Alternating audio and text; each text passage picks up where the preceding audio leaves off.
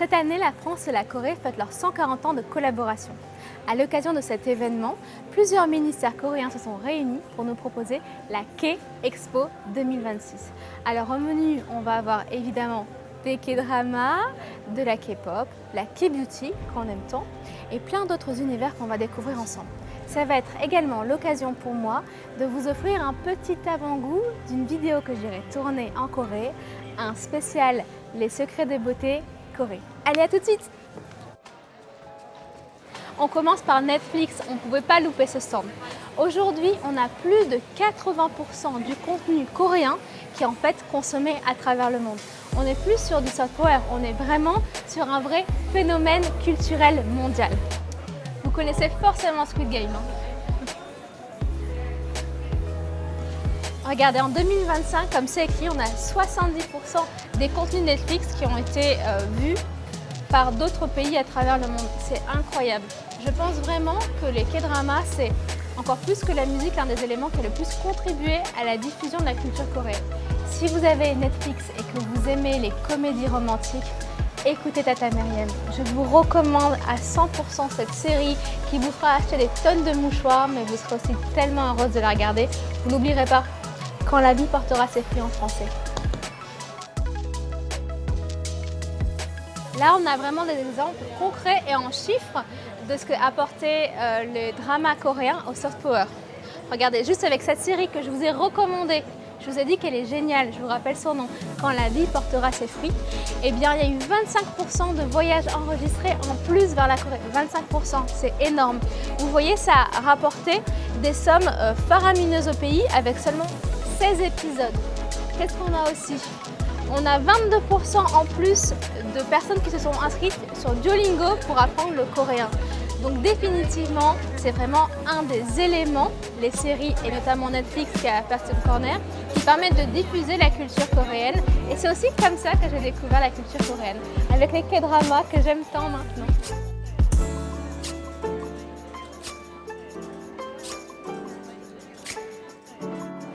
La Corée nous vend pas seulement des lieux, elle nous vend des émotions, des souvenirs et une esthétique. Et en parlant de souvenirs, si vous avez été à Séoul, vous allez forcément reconnaître ce son. Ah, ça manque.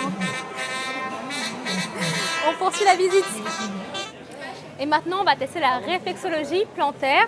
Je suis un peu douillette, on va voir ce que ça donne. Mais c'est un vrai rituel qu'on retrouve dans toutes les familles en Corée. Alors à mon tour, est-ce que je suis prête à retourner en Corée ou pas? Alors apparemment ça améliore la circulation sanguine. Pour l'instant ça me maintient surtout très éveillée, on va dire. C'est pas très agréable, mais ça va encore. Là, ouh là là, on est carrément sur un autre niveau. Franchement ça fait mal. Ça fait mal mais c'est supportable. Je ne ferai pas ça tous les jours. Non, je crois que ça fait très mal. Je préfère aller me faire masser les pieds, vraiment. Apprendre une langue, c'est aussi mieux comprendre la structure de pensée d'un pays. Et ici, à l'Institut du Roi Sejong, on vous propose d'apprendre le coréen. Si je ne me trompe pas, il y a pas mal de structures qui sont dans différents pays. Et à Paris 8, vous proposez des cours gratuitement en plus pour qu'on puisse apprendre dès le niveau débutant. C'est ça? L'initiation de l'alphabet jusqu'au niveau C1, je dirais. Comment on fait pour s'inscrire? Alors, sur les sites du Centre culturel coréen, Oui. il y a, en fait, à un moment donné, les inscriptions seront mises en ligne et vous aurez les dates d'inscription. Dans ce cas-là, si vous êtes partant ou débutant, il faut vraiment commencer, faut s'inscrire vraiment dès le premier jour, dès la première heure. Waouh. Comme c'est gratuit, c'est premier arrivé, premier servi. D'accord. C'est à quelle période à peu près là? Mi-juillet. Mi-juillet. C'est pour des cours de septembre jusqu'à décembre. Septembre à décembre, après un deuxième semestre. Un deuxième semestre de mars à juin.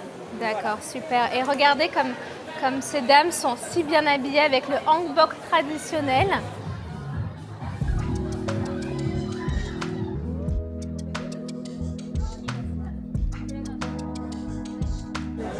La K-beauty, c'est pas seulement du maquillage, c'est aussi comprendre comment un teint fonctionne, comment la lumière fonctionne et se reflète. Et c'est pourquoi on va essayer la colorimétrie aujourd'hui. So let's start with number 1.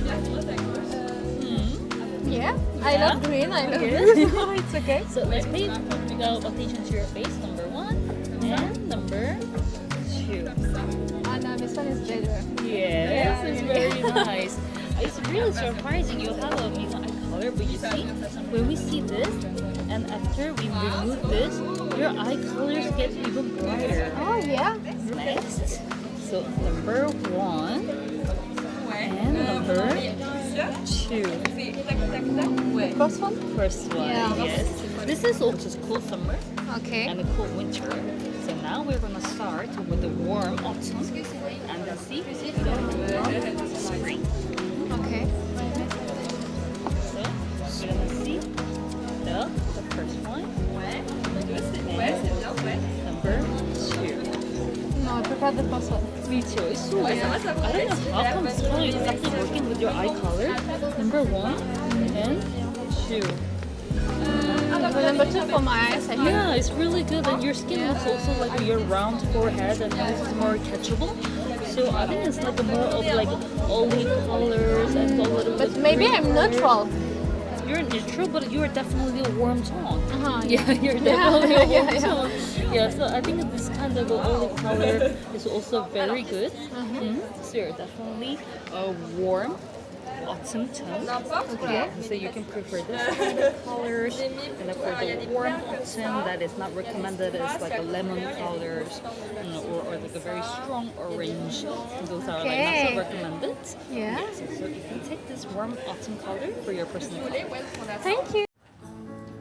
On vient ici découvrir un autre aspect du patrimoine matériel coréen.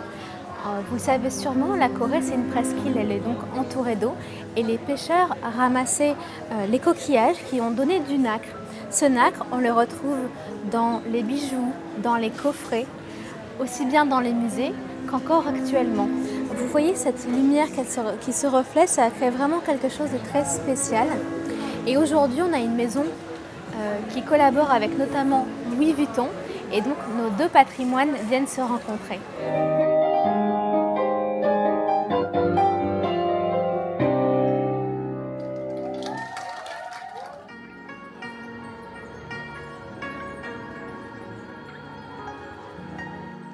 Parce que la culture passe aussi par la nourriture, c'est ici que je vous laisse, au rayon food, et nous on se dit à bientôt pour une nouvelle vidéo.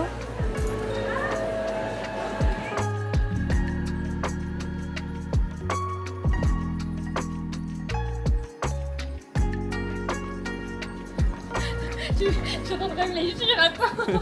C'est une télé-réalité là.